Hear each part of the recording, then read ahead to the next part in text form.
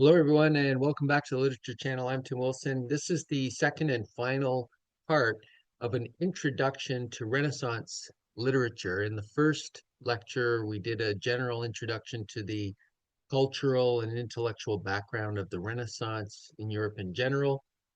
And in this lecture, we're going to go more specifically into how the Renaissance unfolded in literature in England. So to recap, we are here in terms of the history of British literature, the Renaissance being the second major period after the broad medieval period. And we have introductions to that period of literature in other videos. We're going to also, in the course of this lecture, look at subdivisions within that broad category of the Renaissance in English literature, basically structured around the reign of respective monarchs during that period. So the most important period of that broad sweeping Renaissance in England will be the Elizabethan and Jacobean age. That's where we're going to see Shakespeare. We're going to see basically the golden age of English literature, and but we'll want to look at the other ages as well. So we're going to begin with the early Tudor period from 1485 to 1558. So we talked about the Renaissance generally in Europe, and the roots of the Renaissance in Europe stretch back as far as the 14th century, really. And some people can even push it back earlier, but with figures such as Petrarch in Florence, what have you, the Northern Renaissance, and in particular in England, really didn't catch on until almost a couple centuries later. And some of the events during the 15th century that formed the backdrop or the pre-Renaissance in England are the Wars of the Roses between the House of Lancaster, the Red Rose, and the House of York, the White Rose.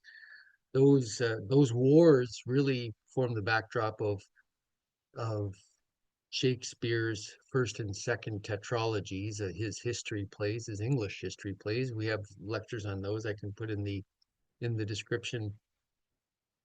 So those wars end with the defeat of Richard III at the Battle of Bosworth Fields. And this 1485, that's often seen as a convenient starting point to the Renaissance in England as it ushers in this new Tudor dynasty, the House of Tudor, with Henry VII being the first monarch, then Henry VIII, a few other monarchs, and then culminating in Elizabeth I. So this house, this, well, a new dynasty, but also the fact that especially under Henry VII and during the early years of Henry VIII's reign, Renaissance humanism was really allowed to flourish. So a lot of cultivation of learning informed by leading experts on the continent, and that type of endeavor were allowed to flourish within the court at that time. And we also have, which I've not indicated on the slide, but it should also be noted, is the the development within England of a print culture. So William Caxton around this time developing some of the first printed, using the printed press, uh, printed books. So as I mentioned, some rich humanist learning early under Henry VII and early in Henry VIII's reign. But to some extent, the culture of humanistic inquiry was somewhat derailed during the break with Rome, as instead of broad humanistic inquiry broadly understood in that Petrarchan tradition, the debate and the scholarly focus turns to rather kind of schismatic religious debates.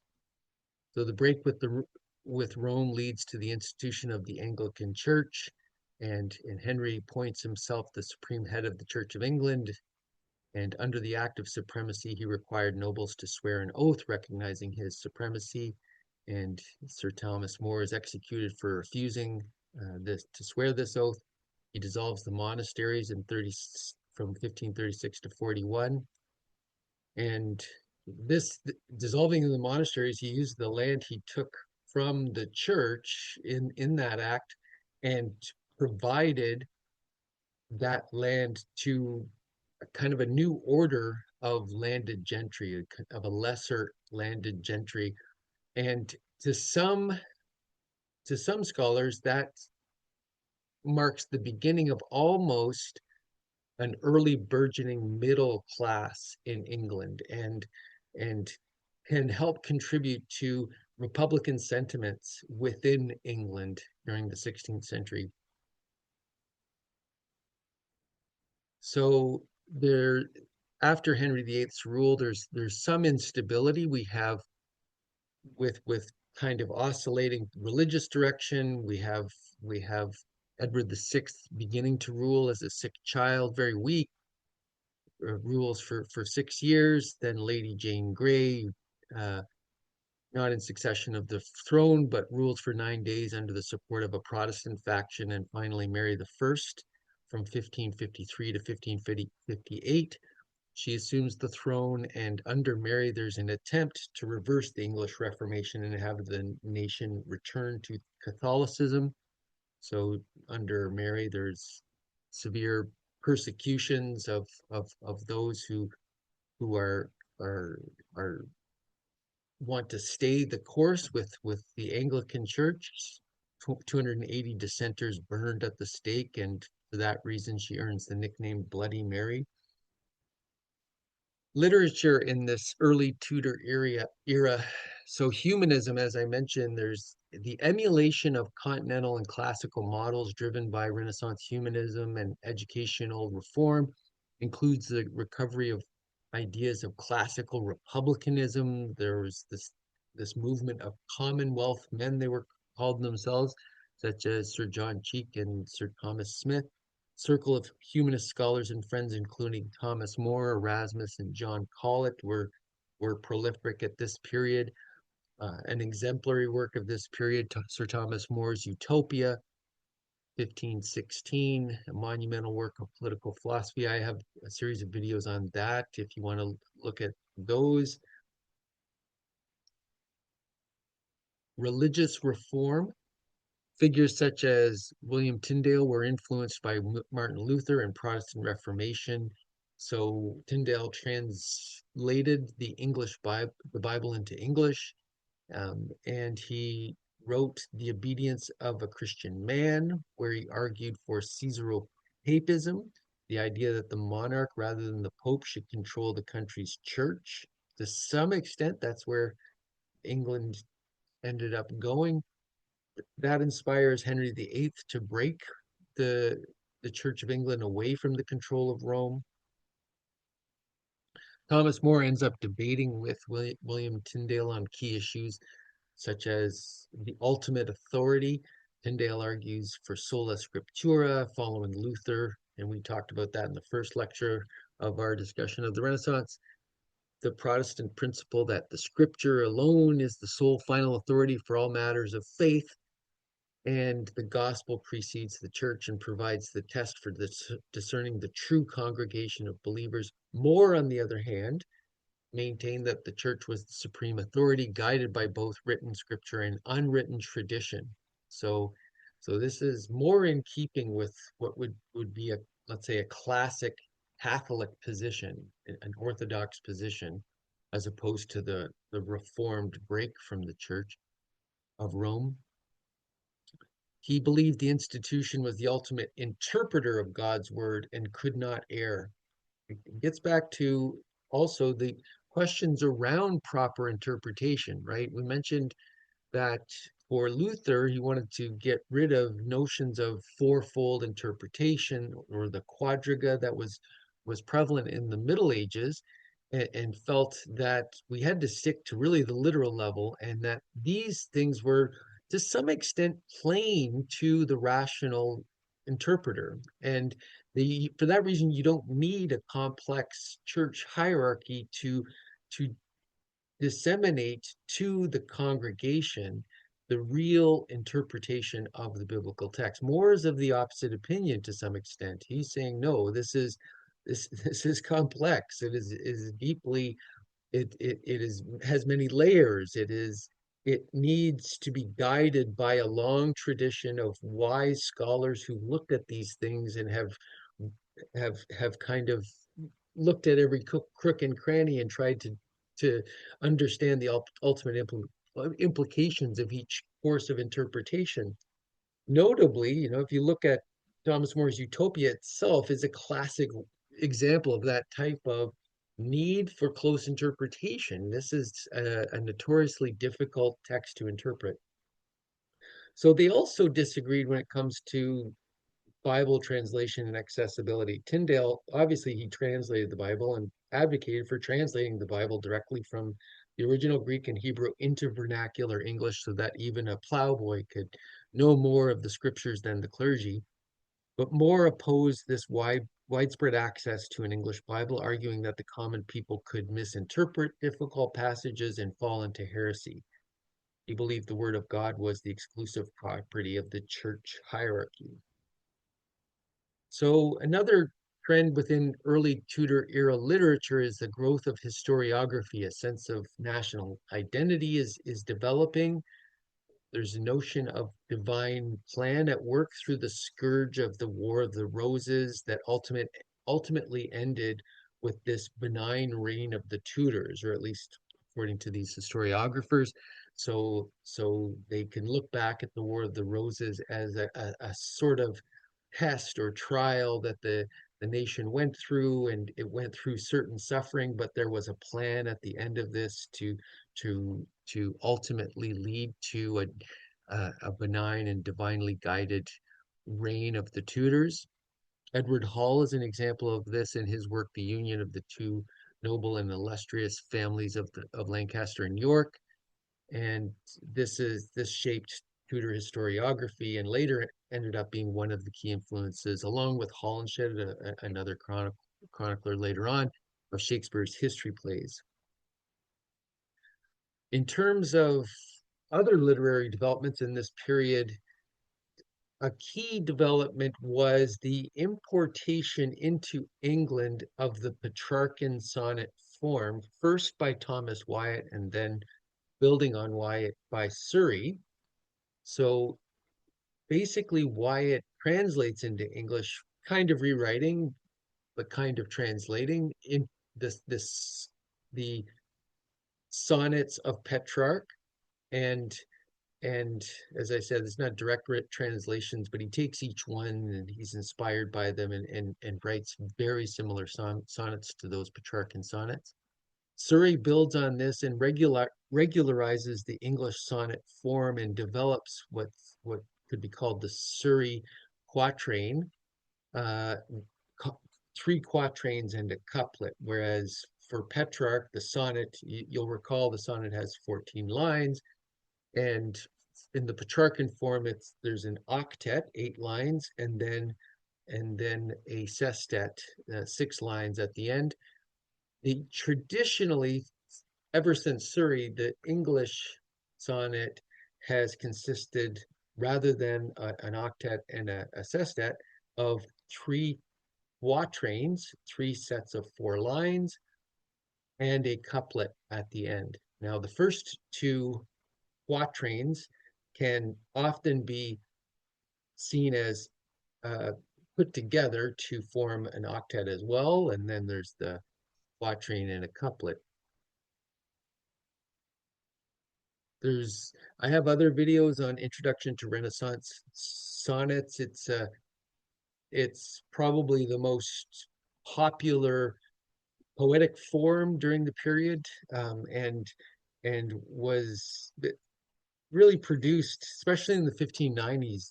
And we'll get to this when we talk about Elizabethan literature, a real vogue for this sonnet form and creating some of the most beautiful literature that's ever been produced. So the Elizabethan era, here we are.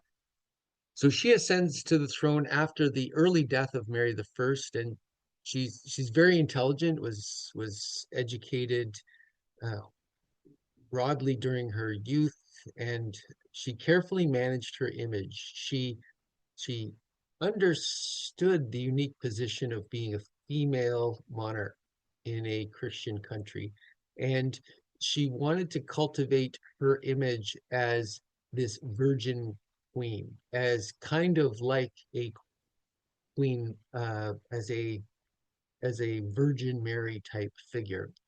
She never married, had no children, so the Tudor line ends with her. And towards the end of her reign, there's a real kind of crisis confidence around that fact that there would be no rightful, clear line of succession. So would the country fall back to Catholicism and persecution of Protestants? There's this real fear of that. Um, she returns England firmly to its Protestant Anglican directions. She's seen as divinely appointed salvation for the nation. She, as I said, well educated. She supported drama and poetry throughout her reign. So, in a way, without Elizabeth, you, it's hard to imagine the proliferation of drama that we have without her cultivation of that, encouragement of that form. So we have Christopher Marlowe, we have Shakespeare, all writing their greatest plays. The dark side, I guess, of this period is the reaction against Mary the First and those persecutions was the suppression of Catholicism. So authors with Catholic beliefs in Elizabethan England were persecuted, and many writers, including Shakespeare, likely this this is a controversial claim, and I'll say that we don't know this for sure, but some scholars feel that Shakespeare may have had a Catholic leaning. Claire Asquith is a leading scholar on this. So, in any case, authors with a Catholic leaning, perhaps Shakespeare included, likely use secret codes and double meanings in their works to avoid censorship and communicate with other Catholics without being suppressed. So this Elizabethan religious settlement made Catholic worship illegal. Catholic individuals and those perceived as being connected to them faced pressure, fines, other punishments, which could include seizure of their property, imprisonment, or even death. There were recusancy laws. These laws made it illegal to refuse to attend services in the Church of England, and those who did were known as recusants. Catholic priests and those who harbored them were especially targeted with penalties including fines, imprisonment, execution, and widespread pressure. So the government's exerting significant pressure on Catholics to conform to the new religious reforms, leading many, as I said, to quietly resist, perhaps through coded, esoteric modes of communication. And this is the book Claire Asquith, The Hidden Beliefs, Coded Politics of Shakespeare's Shadow Play, where she goes through each of Shakespeare's plays and decodes many of the potentially Catholic leaning coded messages within there. So the necessity for coded communication as a result of the censorship and pressure meant that these Catholics had to develop secret communication systems. Shakespeare had several strong Catholic connections. So some scholars believe that Shakespeare had Catholic family connections. He used his play as a way to communicate with other Catholics and promote religious tolerance.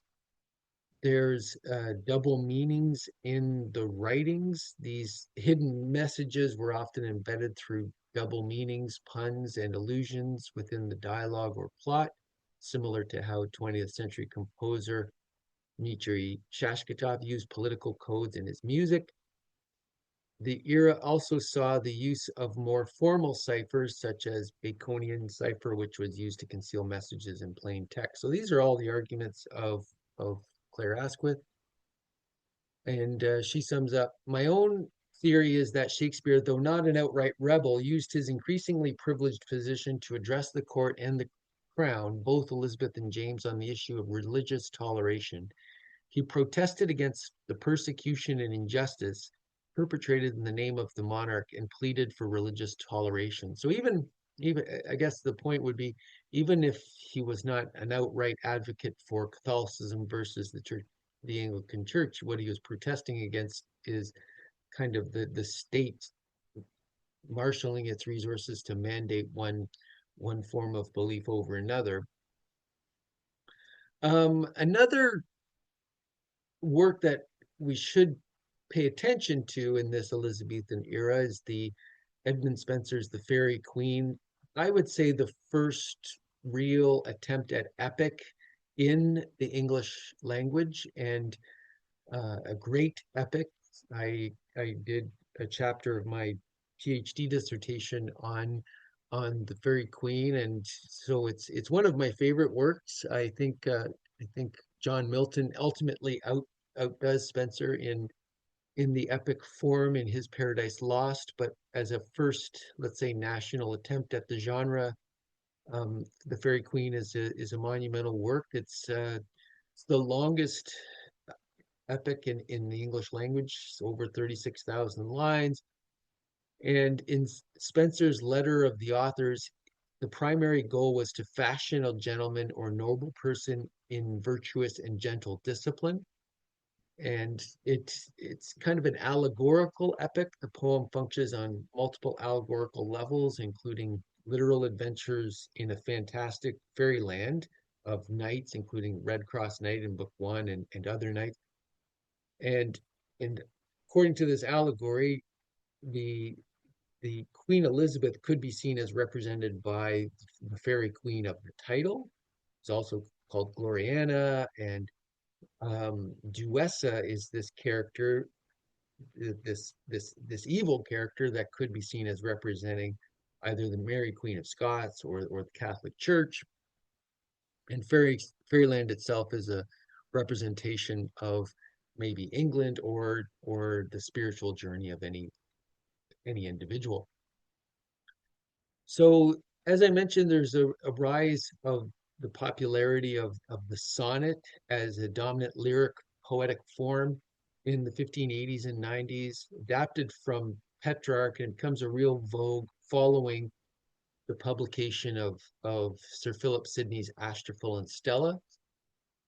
It comprises 108 sonnets and 11 songs. It narrates this unrequited love of Astrophil for Stella, believed to represent Penelope Devereux. And the sequence explores the tension between virtuous love and physical desire. So I have lectures on Astrophil and Stella. If you want to see those, it's, to my mind, one of the one of the greatest works of of lyric poetry you can find in English, and definitely worth the read.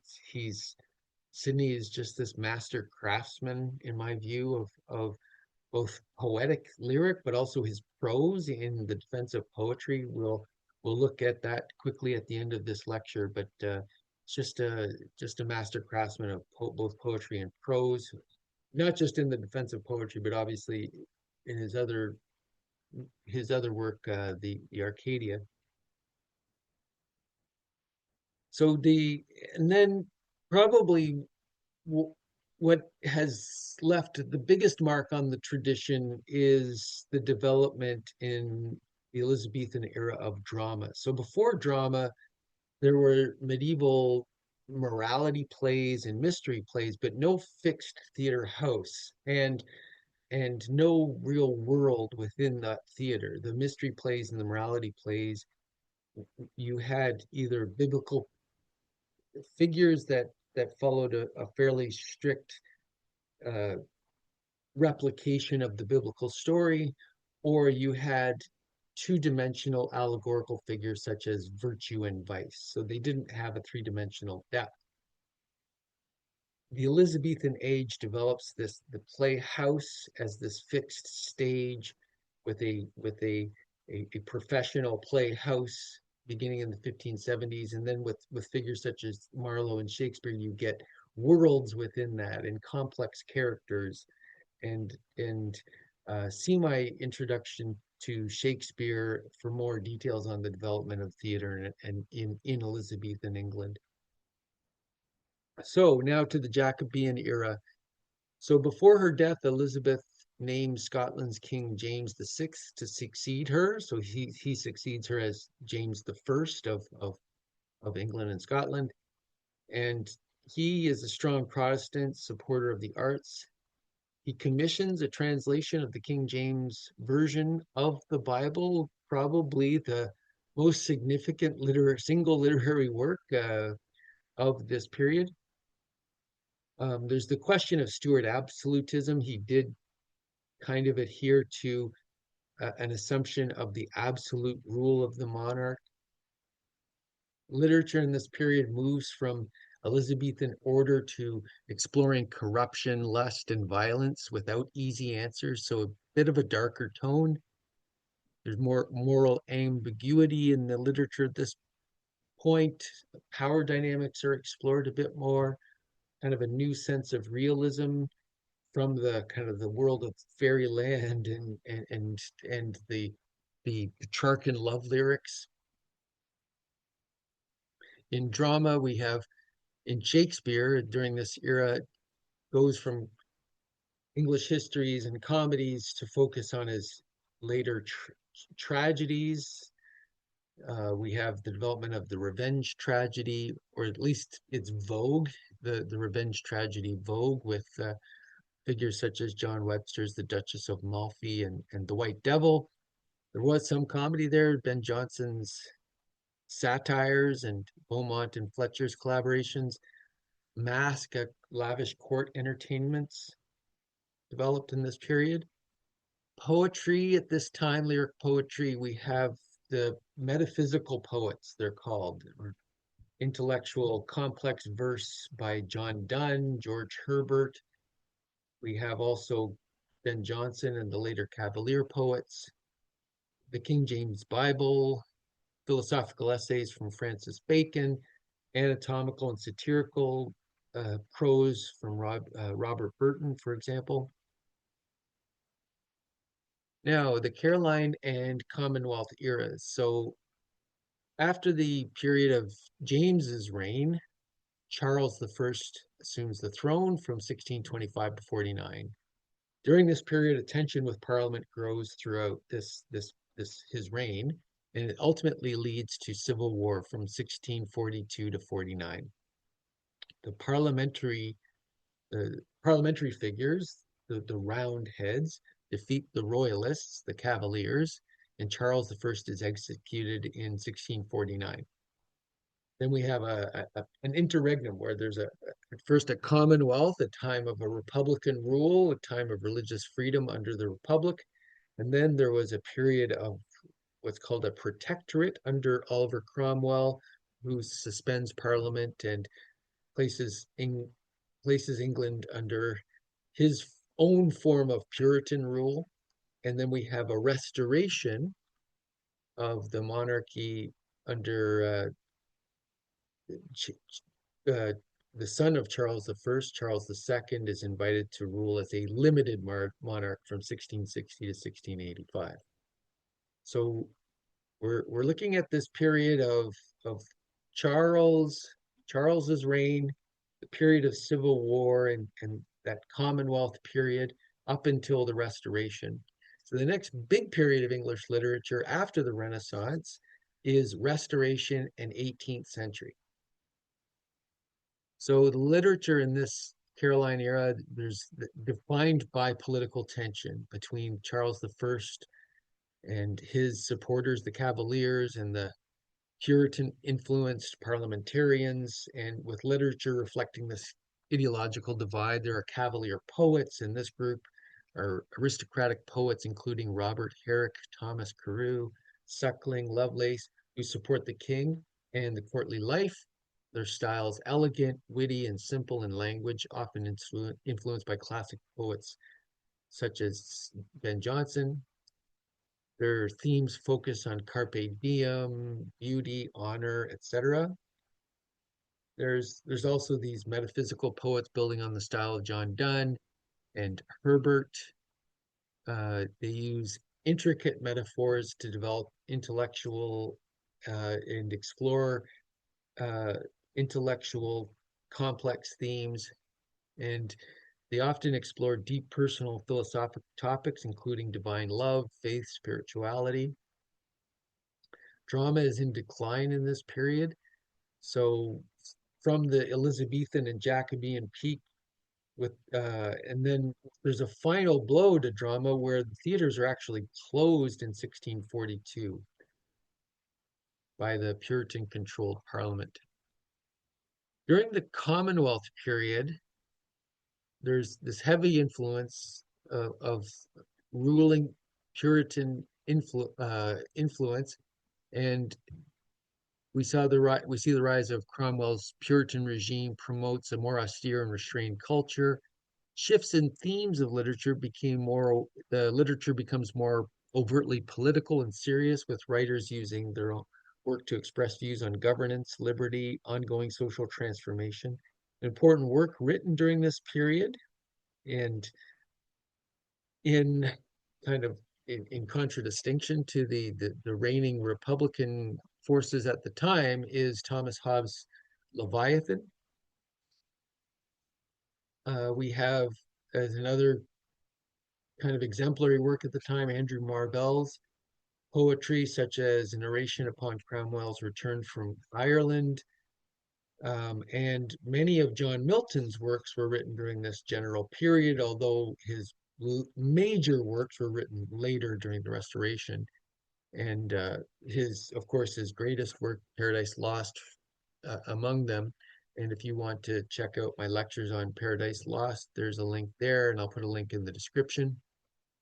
So those are the basic periods: the early Tudor period, the Elizabethan era, Jacobean era, the Caroline era, and the Commonwealth era, so stretching from end of the War of the Roses right up to the restoration of the monarchy in 1660.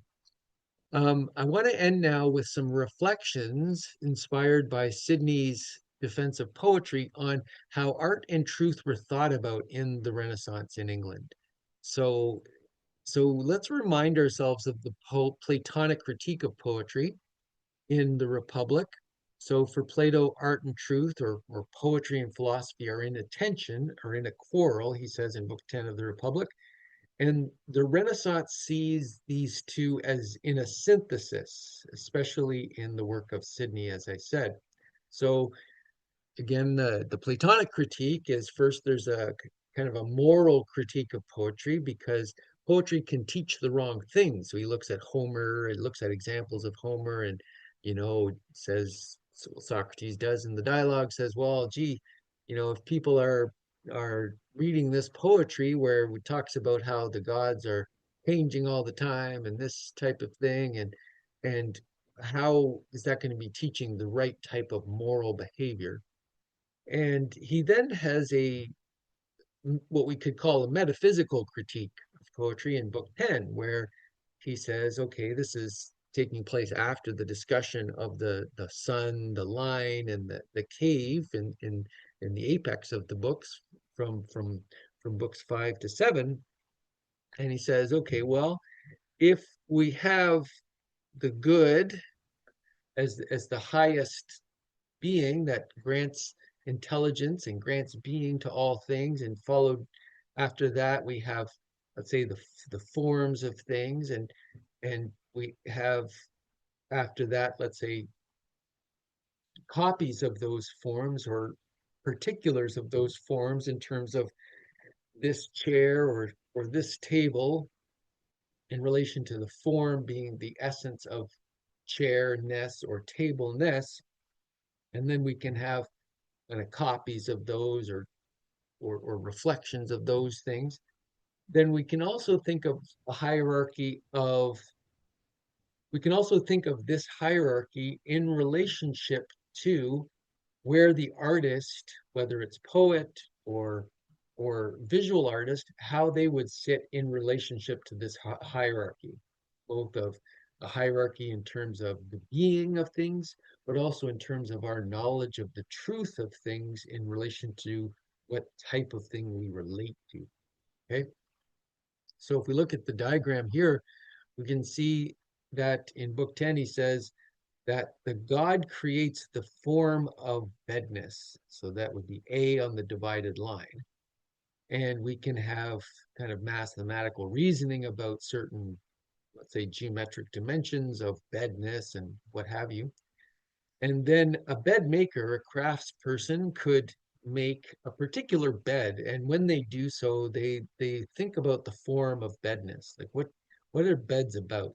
Well, let's say bedness can be defined as a tool for sleeping in or something like that, right? So the bed maker is saying, okay, well, let's try to make something like that that would embody certain properties of being able to facilitate sleep, right? And well, I can think about this, and you'd have to be able to lay down on it. Okay, so when a craftsperson makes a particular bed, they're looking to, they don't know the full truth of the entire form of bedness, but they have a glimpse of it. They have particular glimpses of this, and they create a particular bed. And if we only relate to that particular bed, our form of knowledge is the empirical sciences and it forms belief. But if we move beyond that and we try to think about the essence that that bed is a particular manifestation of bedness, then we are starting to have dialectical or pure reason. Now, so the particular bed is C on the divided line, right? And then finally, we get to images of beds. So artists can paint a painting of a bed. Maybe a poet could write a poem that involves a bed. So here, if our knowledge of bedness is formed only through artistic images, we're dealing in secondhand impressions, and our form of knowledge would be illusion, right? So the metaphysical critique, it consists in that the artist is at two removes at least from the truth of what the artist is trying to represent. Now, an example is just beds, right? So who really cares?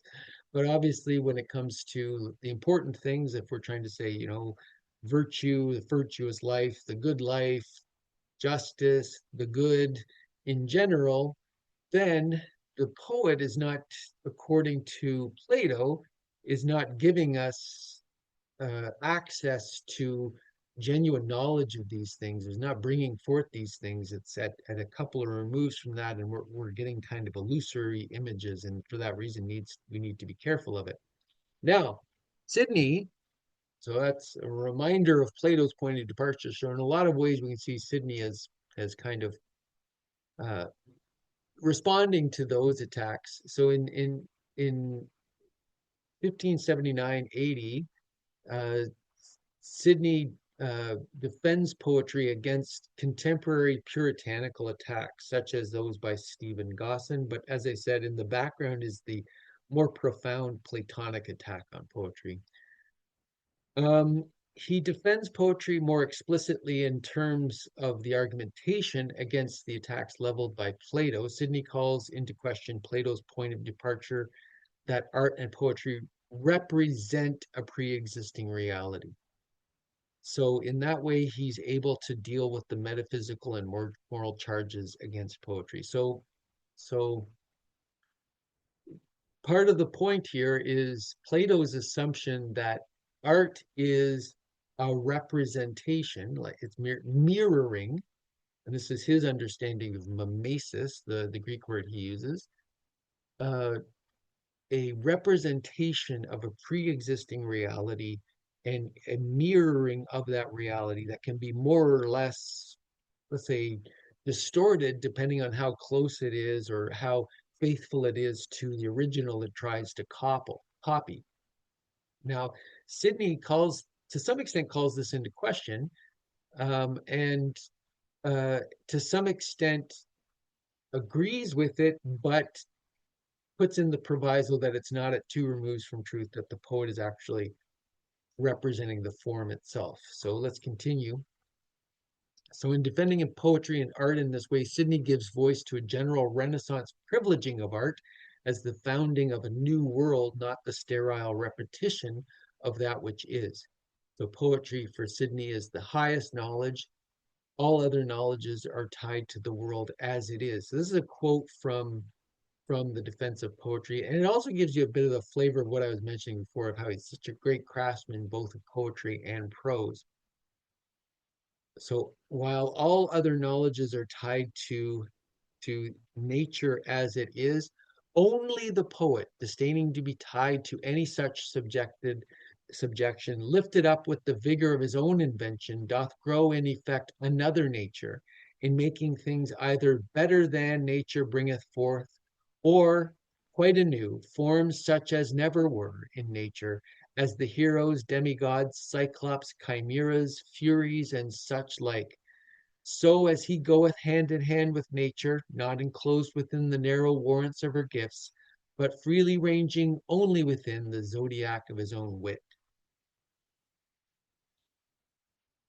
So the poet does not represent a particular bed, rather the poet brings forth other possibilities out of the nature of bedness, out of the ideal. The poet brings this ideal forth into a poetic image. So again, a quote from Sidney: nature never set forth the earth in so rich tapestry as diverse poets have done, neither with so pleasant rivers, fruitful trees, sweet smelling flowers, nor whatsoever else may make the too much loved earth more lovely. Her world is brazen, the poets only deliver a golden. So certainly Sidney says what many people refer to as art is nothing but this type of mirroring of the natural world. This is the art, for instance, of the second type of poet who, quote, counterfeit only such faces as are set before them, end quote. But the true poets, according to Sidney, imitate the ideal and bring it forth. They, quote, do imitate to teach and delight, and to imitate borrow nothing of what is, hath been, or shall be, but range only reigned with learned discretion into the divine consideration of what may be and should be. So he then goes on to discuss how poetry is superior to philosophy and history. And here this is a distinction that Aristotle had described. So for Aristotle, the philosopher deals with universals, the historian deals with particulars, and poetry is closer to philosophy. For Aristotle, philosophy is the highest. But poetry is closer to philosophy because it doesn't deal with particulars. It deals with universals and puts them into a particular image. And Sidney really picks this up. The quote, ending end of all earthly learning being virtuous action, the poet is the one who most fully brings forth the nature of virtue and moves us to act upon it. So according to Sidney, it's not the moral philosopher that is able to guide us out of the cave. The moral philosopher knows virtue. He or she has seen the truth outside of the cave, but he or she cannot speak to those who are still inside the cave. So their dialectical knowledge, the knowledge of the philosopher, must be married to a rhetorical delivery, and this is the type of thing that the poet provides. And philosophic madness must be mixed with an earthly wisdom. So their theoretical virtues must be given the emotive power of the poetic figure. Only in this way are those who are in the cave moved to act according to these ideals. Nor can the historian teach us virtue. The historian is tied to the realm of physical change and fortune, the shadows and stick figures within the cave. And only the poet, says Sidney, by bringing forth the ideal into a second nature, is able to bring together the ideal or essential and the realm of the image or the changeable. So in sum, over against the historian, the poet presents what should be, not what is. Over against the philosopher, the poet uh, moves us to this ideal, this what we should do. Sidney's a devout Protestant, but he still asserts the need for literary obscurity as a way to protect sacred truth from the common herd. Quote, to believe with me that there are many mysteries contained in poetry which of purpose were written darkly, lest by profane wits it should be abused. So this we still do have a form of esotericism in Sidney, despite his Protestant leaning, and we see that within the Renaissance. Although we're looking at Renaissance English literature, a nation that had followed this Renaissance turn, and as I mentioned, there's kind of a turning away from complex medieval allegory, but there is still forms of literary obscurity that are seen as necessary. So I'll end there. I hope you found this introduction to Renaissance literature, both lectures useful, and I'll see you next time.